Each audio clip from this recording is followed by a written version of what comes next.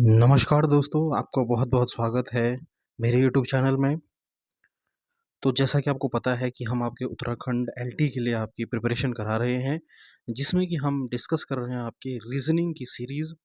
इसमें भी हम डिस्कस करेंगे आपकी रीज़निंग प्लस इसमें उत्तराखंड के प्रश्न भी रहेंगे आपके। तो अगर आपको सेशन पसंद आ रहा है, तो आपसे रिक्वेस्ट है कि चैनल को ज़्यादा से ज़्यादा शेयर करें और सब्सक्राइब ज़रूर करें। तो चलिए आज का सेशन शुरू करते हैं। सबसे पहला क्वेश्चन दिया गया आपके पास कि दी गई श्रृंखला में निम्नलिखित में से कौन सा अक्षर समूह प्रश्न चिन्ह के स्थान पर आएगा। ये आपके रीजनिंग के प्रश्न है। तो आप देख रहे हैं जैसे आपको यू से आपका जो है वाई पे जा रहा है, यानी यू से आप वाई पे जा रहे हो। यू है आपका और वाई है, फिर सी है, फिर जी है आपका। तो यू में अगर आप क्या करोगे, अगर +4 करोगे तो आप क्या हो जाएगा, वाई पे चले जाओगे। ठीक है, फिर वाई पे आप +4 करोगे। ठीक है, ZABC तो यानी 4 कर दिया आपने। फिर आप 4 करोगे, जी आ जाएगा। फिर जी के बाद आपको क्या है, +4 करना है। तो जी में आप 4 जोड़ोगे तो क्या आ जाएगा, के आ जाएगा। ठीक है, के यहाँ पे 2 ऑप्शनों में है, यानी आपका ए और डी आपका कट गया।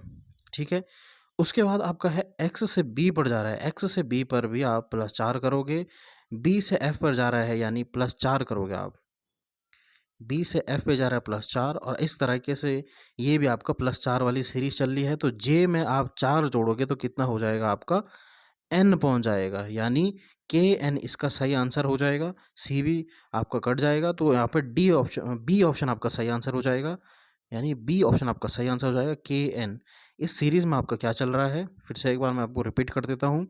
इस सीरीज़ में आपका चल रहा है +4 +4 +4, यू से वाई पे, वाई से सी में, सी से जी में, और जी से आपने +4 किया तो कितना आ गया आपका, के आ गया। अब दूसरी सीरीज़ देख रहे हैं हम, एक्स से बी में +4, बी से एफ में +4, और एफ से जी में +4। तो जे से आप 4 करेंगे तो एन आ जाएगा। तो सेकंड ऑप्शन आपका सही आंसर हो जाएगा। चलिए अगला प्रश्न देखते हैं आपका। ये प्रश्न आपको बहुत इंपॉर्टेंट है आपका। इसमें क्या कह रहा है आपका कि दी गई आकृति में आपको त्रिभुजों की संख्या ज्ञात करनी है कि कितने इसमें त्रिभुज होंगे। ठीक है, तो आपको मैं बता देता हूँ। सबसे पहले आप क्या है, बेसिक गिनिए यहाँ पे। एक एक ये हो गया, 2 ये हो गया, ठीक है, 3 ये हो गया, 4 ये हो गया, 5 ये हो गया आपका, और 6 ये हो गया। ठीक है, 7 ये हो गया, 7 ये हो गया। ठीक है, 7 हो गया आपका, और एक हो जाएगा आपका कहाँ पे, एक हो जाएगा आपका ये बड़ा वाला। ठीक है, यानी आपके टोटल कितने हो गए, 8 हो गए आपके। ठीक है, मैं फिर से आपको गिना देता हूँ। सबसे पहले आपका, आपने देखा यहाँ पे 1 हो गया, फिर उसके बाद 2 ये हो गया, तीसरा यहाँ पे, चौथा ये बड़ा वाला, पाँचवा, और 6 तो ये अंदर ही हो गए, और एक हो गया आपका 7, और ये बड़ा वाला हो गया आपका 8। तो टोटल इसमें 8 आपके त्रिभुज हो जाएंगे, 8 त्रिभुज हो जाएंगे। चलिए अगला प्रश्न देखते हैं अब हम। फिर से आपका प्रश्न है कि दी गई आकृति में कुल कितने त्रिभुज हैं आपको बताने हैं। तो यहाँ पे आप सबसे पहले बेसिक आप कैसे करते हो, सबसे पहले आपको ये पता होना चाहिए कि अगर आपको ऐसा त्रिभुज दिया गया है और ये अगर ये बीच से कट रहा है, ठीक है, यानी इसकी एक एंगल से, एक वर्टेक्स से अगर ये किसी भी आपकी भुजा पर जा रहा है, तो आप काउंटिंग करते हो 1 2 करके, और फिर क्या करते हो, 1 + 2 यानी टोटल कितने हो जाएंगे, 3 त्रिभुज हो जाएंगे इसमें। ठीक है, मैंने क्या कहा आपसे, अगर आपका जो त्रिभुज है वह क्या है आपका, एक एंगल से आपका एक साइड पे गिर रहा है, तो आप काउंटिंग करेंगे 1 2 और उनको ऐड कर देंगे, तो 1 + 2 कितना हो जाएगा, 3। 3 कौन से त्रिभुज आएंगे आपके, 1 2 और 3। ठीक है, ये आपका बेसिक डायग्राम है किसी भी इस प्रकार के त्रिभुज को सॉल्व करने के लिए। चलिए अब इस प्रश्न पे देखते हैं हम, ये प्रश्न कैसे सॉल्व होगा आपका। 1 2 और 3 ये आपका हो गया, ठीक है, और 1 2 3 ये आपका हो गया, यानी ये आपके 6 आपके बेसिक हो गए। ठीक है, एक आपका यहाँ पे आपको ये दे गया 7, यानी +1 कर दिया हमने, 6 + 1 7 हो गया। ठीक है, एक आपको दिख रहा है यहाँ पे, जब हमने तीन तीन को जोड़ा, ये आपका पूरा टोटल, ये आपका कितना हो जाएगा, एक और ऐड कर दिया। ठीक है, अब इसके बाद आपने देखना है 2 त्रिभुज और छुप रहे हैं इसमें, वह कहाँ पे छुप रहे हैं आपके, एक यहाँ पे हो जाएगा आपका 1, और एक ये आपका 2 हो गया। ठीक है, यानी 2 त्रिभुज और मिल गए हमें। तो 6, 7, 8, 9, 10, 11 तो इसके टोटल कितने हो जाएँगे आपके? 11 त्रिभुज हो जाएँगे, ठीक है? चलिए अब अगला प्रश्न देखते हैं। अगला प्रश्न क्या कह रहा है आपका? 4 संख्याएँ दी गई हैं जिनमें से 3 किसी प्रकार समान हैं और 1 असंगत है। असंगत संख्या का चयन कीजिए, यानी आपको बताना है ऑड कौन-सा हो जाएगा इनमें से, ठीक है? तो जैसे कि आप देख रहे हैं यहाँ पे, ये तो बहुत आसान प्रश्न है। सब क्या है, सबके लास्ट डिजिट में क्या है, यूनिट डिजिट में जो है इसे हम क्या बोलते हैं आपका, यूनिट डिजिट बोलते हैं, जो आपका लास्ट अंक होती है। तो अगर ये क्या है, ये अगर 5 होगा तो यानी ये सब क्या है आपके 5 से भाग चले जाएंगे। लेकिन जो आपका बी ऑप्शन है वह क्या है, 5 से भाग नहीं जा पाएगा। इसलिए क्या हो जाएगा, ये आपका क्या हो जाएगा, ऑड वन हो जाएगा, ठीक है? तो बी आपका सही आंसर हो जाएगा। अगला प्रश्न है, उस विकल्प का चयन करें जिसमें दी गई आकृति सतित है, यानी शामिल है, और गुणन की अनुमति नहीं है। यानी इसमें हमको क्या है, रोटेशन नहीं करवाना है, रोटेशन नहीं करना है, और हमें इस फिगर को देखना है किस ऑप्शन में मिलेगा आपको, ठीक है? तो यहाँ पे देखते हैं हम फिगर हमारा इस प्रकार से आपने देख लिया होगा। सबसे पहले आपका जो यहाँ पे आपको मिल रहा है, ये प्रकार की ये मिल रहा है आपको, ये फिगर मिल रहा है, ठीक है? यानी इसमें हमने उल्टा कर दिया, घुमा दिया। फिर यहाँ पे भी क्या है, यहाँ पे भी आपका जो है ये घूम गया, मिल तो रहा है लेकिन घूम गया, ठीक है? बी में आप देख सकते हो।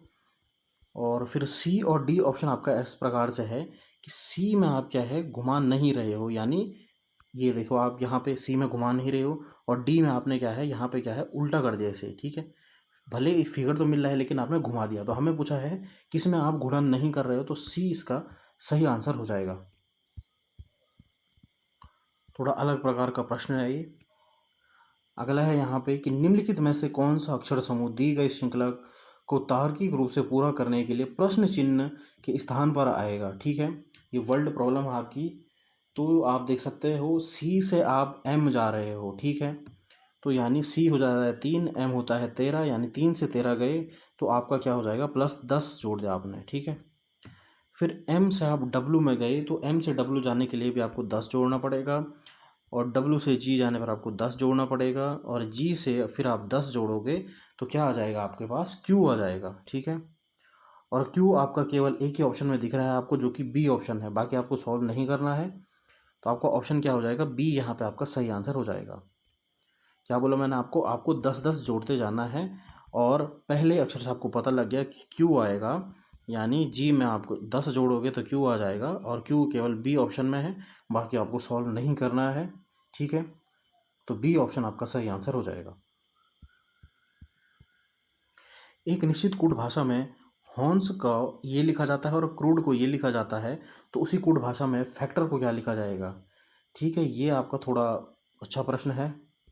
देखते हैं क्या कह रहा है यहाँ पे कि हॉर्न्स को HORNS, हॉर्न्स को आपका लिखा जा रहा है SRONH, ठीक है?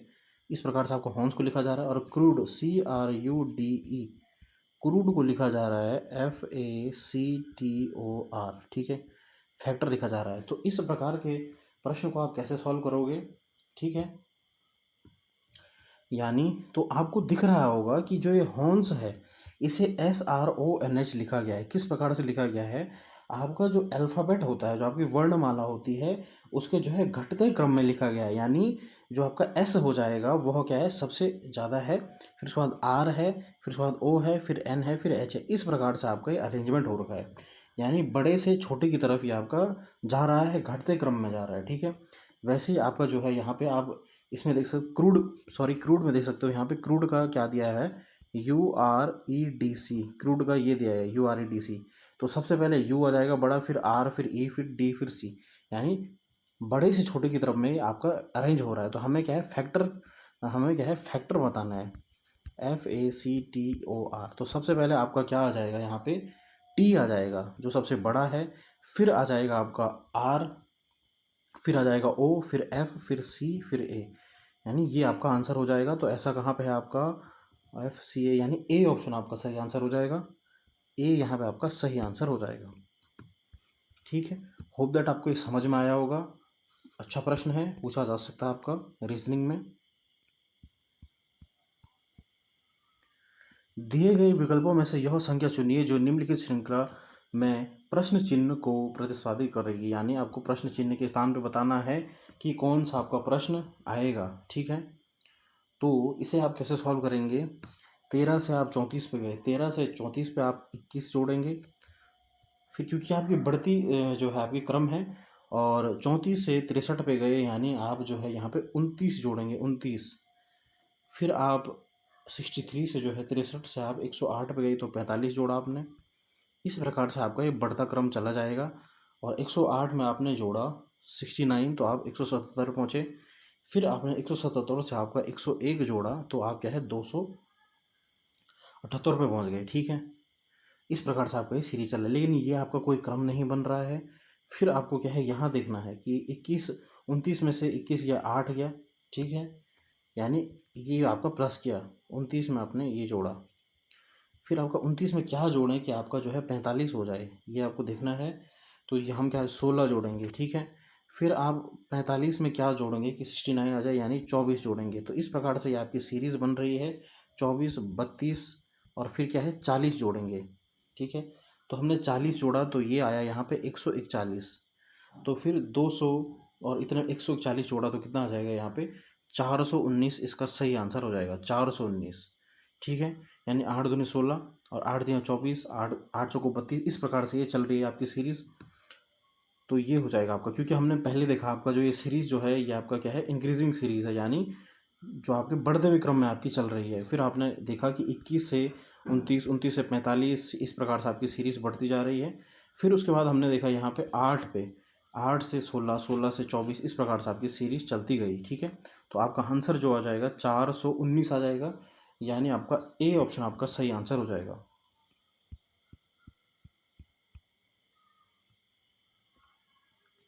अगला प्रश्न है, अन्य तीनों से भिन्न शब्द कौन सा है? वाहिनी, मार्ग, नाली और बहाव। ठीक है, ये आपका फिर से आपका ऑड वन आउट प्रश्न आ गया। तो इसका सही आंसर क्या हो जाएगा आपका? ज़्यादातर आपके जो आंसर होंगे वह हो जाएंगे मार्ग, लेकिन मार्ग यहाँ पे ऑड नहीं होगा। ठीक है, यहाँ पे आपका सही आंसर हो जाएगा आपका नलिका, नाली और मार्ग, ये केवल रास्ते हैं। ठीक है, यहाँ पे ऑड हो जाएगा आपका बहाव, यानी डी ऑप्शन आपका सही आंसर हो जाएगा, क्योंकि ये सब आपके पानी के जाने के रास्ते हैं, लेकिन बहाव आपका पानी का जाने का रास्ता नहीं है। ठीक है, तो ये आपका सही आंसर हो जाएगा यहाँ पे। ठीक है, ये तो हो गया आपका, ये भी आपका एक ऑड वन प्रश्न डाला मैंने यहाँ पे। अन्य अन्य तीनों से भिन्न शब्द कौन सा है? न्यायाधीश, अधिवक्ता, अटॉर्नी या फिर वकील। ठीक है, तो जैसा कि आप देख सकते हैं, आपको लगेगा कि ये सब आपके क्या है कोर्ट के जो आपके कर्मचारी हैं वो है, लेकिन जो आप में इनमें से एक जो अटॉर्नी जनरल होते हैं वह क्या है आपके कानूनी सलाहकार हैं, किसके? भारत सरकार के। ठीक है, तो यानी आपके जिसे हम क्या बोलते हैं अटॉर्नी जनरल बोलते हैं, मुख्य न्यायवादी बोलते हैं, अटॉर्नी जनरल बोलते हैं, वो क्या होता है आपके कानूनी सलाहकार होते हैं। बाकी ये सब आपके क्या है कोर्ट में रहते हैं। तो सी ऑप्शन आपका क्या हो जाएगा यहाँ पे ऑड हो जाएगा। अगला प्रश्न आपका, दिए गए विकल्पों में से 3 विकल्प एक निश्चित तरीके से समान है, हालांकि एक विकल्प अन्य 3 की तरह नहीं है, उस विकल्प का चयन कीजिए जो अन्य से अलग है। ठीक है, यानी आपको बताना है कि कौन सा इनमें से अलग हो जाएगा। यहाँ पे जो है आपको दिख रहा है, आपको इसमें फिर से ऑड बताना है। ठीक है, जो अलग है वह बताना है। तो इसका सही आंसर क्या हो जाएगा? आप देख रहे हो इन सभी लेटर में क्या है, यहाँ पे इन सभी जो आपको ये वर्ग स्क्वायर है इसमें क्या दिख रहा है आपको कि पी लेटर, यहाँ पे पी है, यहाँ पे पी है और यहाँ पे पी है, लेकिन इस वाले में पी नहीं है। बाकी अल्फ़ाबेट भी आप चेक कर सकते हो, इसमें एम है। ठीक है, इसमें एम है, यहाँ पे भी एम है, यहाँ पे भी एम है और यहाँ पे भी एम है। ठीक है, केवल और केवल क्या है, आपने अगर चेक करेंगे तो केवल और केवल यहाँ पे क्या है पी नहीं है, तो यही आपका क्या है आंसर हो जाएगा, यानी अलग है, सबसे विषम है, ऑड है। दिए गए पैटर्न को ध्यानपूर्वक अध्ययन करें और उस संख्या को चुनें जो प्रश्न चिन्ह के स्थान पर आएगी। ये बहुत आसान प्रश्न है। 9 में आपका 5 जोड़ा 14 और प्लस 18, यानी जोड़ रहे हैं। 13 में आपका 6 जोड़ा आपने। ठीक है, तो 19 19 और ये आपका 11 जो कितना हो जाएगा 30 हो जाएगा। वैसे आपका 19 प्लस 3 कितना हो जाएगा आपका, ये हो जाएगा आपका 22 हो जाएगा। 19 और 3 22 हो जाएगा। ठीक है, डी ऑप्शन आपका सही आंसर हो जाएगा। ये आपका जो है एज वाले प्रश्न भी, आपका जो टॉपिक है वह आपका एज वाले प्रश्न भी आपका दिया गया है। तो ये मैंने आपको इसमें डाल दिया, एज वाला प्रश्न जो है ये भी आपका दिया गया है। तो एज वाले प्रश्नों को आप कैसे सॉल्व करते हैं, इसकी अलग अलग जो आपकी ट्रिक होती है, इसके अलग अलग जो आपके फॉर्मेट होते हैं, ठीक है। तो देखते हैं हम क्या कह रहा है आपका, कि अजय और विजय जो हैं, आप ए और वी लिख दीजिए। ए और वी जो हैं उनकी जो है वर्तमान आयु का अनुपात 2:3 है, ठीक है। तो यानी इसे आप क्या ले लेंगे, 2x और 3x ले लेंगे, ठीक है। 4 साल पहले उनकी उम्र इतने अनुपात में थी, तो विजय की वर्तमान उम्र क्या होगी ये आपको बताना है साल में। तो 4 साल पहले, यानी 4 साल पहले क्या हो जाएगा, 2x - 4 हो जाएगा। मैंने आपको बताया था कि अगर जो आपको पहले से पूछा जाता है तो क्या हो जाता है, 2x - 4 हो जाता है, ठीक है। अगर आपको क्या है यहाँ पे 2x - 4 हो जाता है, सॉरी यहाँ पे जो है 2x - 4 हो जाता है, और यहाँ पे क्या हो जाएगा आपका 3x - 4 हो जाएगा। इस प्रकार से जो है आपका ये सॉल्व होता है। यानी 4 साल पहले पूछ रहा है आपको, 4 साल पहले पूछेगा तो क्या हो जाएगा, माइनस हो जाएगा, ठीक है। बराबर कितना हो जाएगा, 3:5 दिया गया है।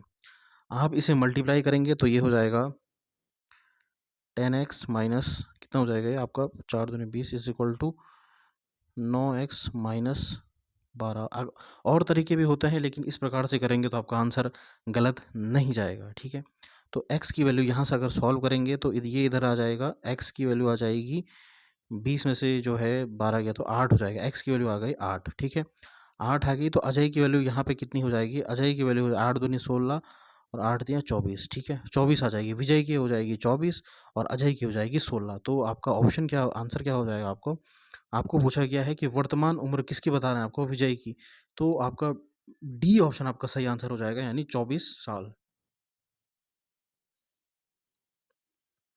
अब आपके यहाँ से जो है उत्तराखंड के आपके प्रश्न हैं, ठीक है।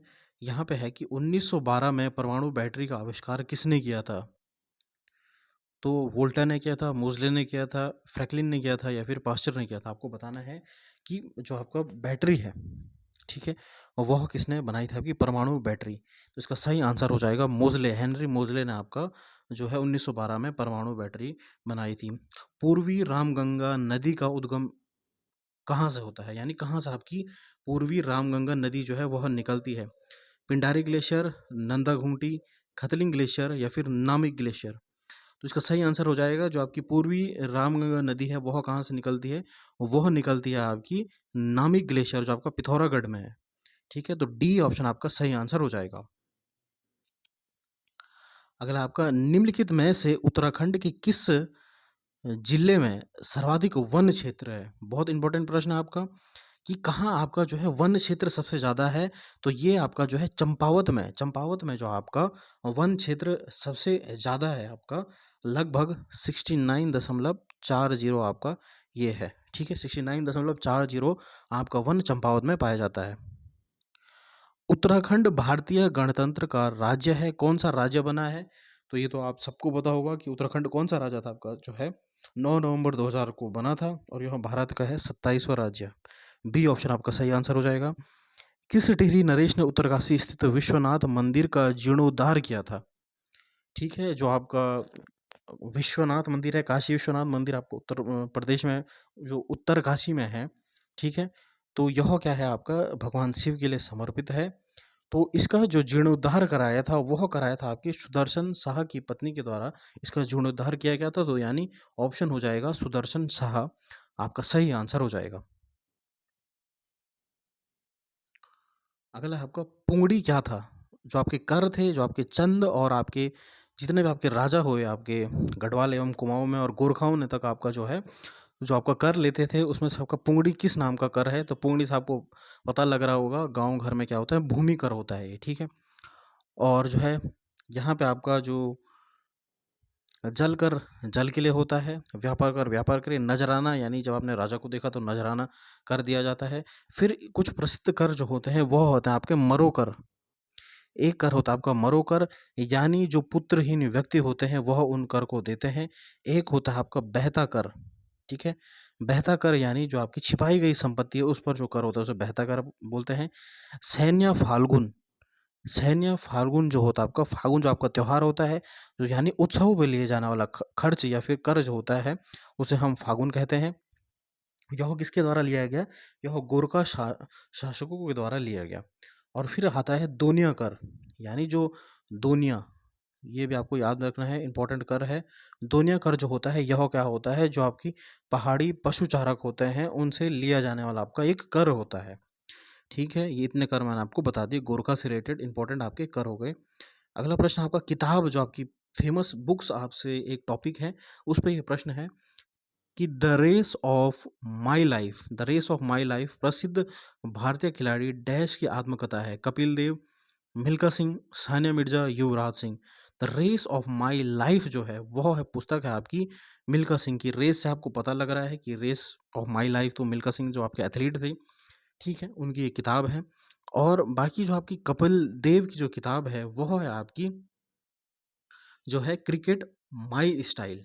ठीक है, ये भी आपको ध्यान में रखना। कपिल देव की क्या है? क्रिकेट माई स्टाइल है। युवराज सिंह की क्या है? Race the test of my life है, test of my life Yuvraj Singh की बुक है। कपिल देव की मैंने आपको बताया, कपिल देव की है आपकी cricket my style, cricket my style. Similar book हैं ये सब। मिल्खा सिंह की हो गई race of my life, Yuvraj Singh की हो गई test of my life, Kapil Dev की हो गई क्रिकेट माई स्टाइल, और सानिया मिर्जा की आपकी जो बुक है वह आपको कमेंट में बतानी है। आप ज़रूर कमेंट करिएगा, इससे पता लगेगा कि कितने आपके बच्चे सीरियस हैं और कितने नहीं हैं। जो आपकी सानिया मिर्जा की किताब है वह कौन सी है ये आपको बताना है कमेंट में। अगला आपका, निम्नलिखित में से किस लेखक ने 2018 में ज्ञानपीठ पुरस्कार प्राप्त किया है? किरण देसाई, अमिताभ घोष, विक्रम सेठ, अरुंधति रॉय। ठीक है, तो ज्ञानपीठ पुरस्कार जो होता है वह क्या होता है? अंग्रेजी के जो उपन्यासकार हैं उन्हें मिलता है। तो इसका सही आंसर क्या हो जाएगा आपका? जो अमिताभ घोष है उन्हें क्या है 2018 में आपका ज्ञानपीठ पुरस्कार दिया गया है। ठीक है, तो बी ऑप्शन आपका सही आंसर हो जाएगा। अगला है कि ओलंपिक के इतिहास में सबसे अधिक स्वर्ण पदक प्राप्त करने का रिकॉर्ड किसके नाम है? ठीक है, ये आपको थोड़ा जीएस से प्रश्न हो गया। Usain Bolt, Michael Phelps, Larisa Latynina, या फिर यान थोप्स। इसका सही आंसर क्या हो जाएगा कि अधिक स्वर्ण पदक जो आपके प्राप्त किए हैं वह क्या आपके माइकल फेल्प्स ने। और माइकल फेल्प्स जो है वह कहाँ के? अमेरिका के हैं। और यह क्या है? एक जो आपके स्विमर हैं ये। ठीक है, तैराक जिसे हम बोलते हैं, स्विमर हैं ये आपके।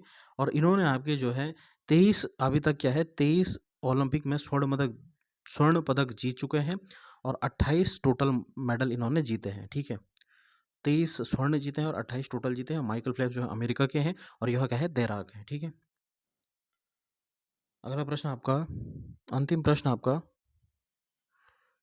डैश को गोल्डन सिटी के नाम से जाना जाता है। तो गोल्डन सिटी जो होता है वह पिंक सिटी सबको याद रहता है। पिंक सिटी जो है वह जयपुर है, सबको पता है पिंक सिटी जो है जयपुर है। लेकिन जैसलमेर जो है उसे आपका कहा जाता है गोल्डन सिटी। जैसलमेर को कहा जाता है आपका गोल्डन सिटी। और आप कमेंट में ये बताइए कि ब्लू सिटी किसे कहा जाता है? ब्लू सिटी किसे कहा जाता है? ठीक है, इन तीनों ऑप्शन में से आपको, इन तीनों ऑप्शन जो ये आपके बचे हैं इनमें से ही आपका एक करेक्ट आंसर है डूंगरपुर, जोधपुर या फिर बूंदी। इनमें से ब्लू सिटी किसे कहा जाता है आप ज़रूर कमेंट में करिएगा। और इससे पहले जो आपको प्रश्न दिया है वह भी आप बताइएगा कि सानिया मिर्जा की जो है किताब कौन सी है, और जो आपका ब्लू सिटी किसे कहा जाता है। ठीक है, कमेंट ज़रूर कीजिएगा। तो होप दैट आपको आज का सेशन पसंद आया होगा। अगर पसंद आया होगा तो शेयर ज़रूर करें अपने दोस्तों के साथ, लाइक करें, कमेंट करें और सब्सक्राइब ज़रूर करें चैनल को। ऐसा ही कंटेंट आपको देखने को मिलेगा। धन्यवाद, जय हिंद।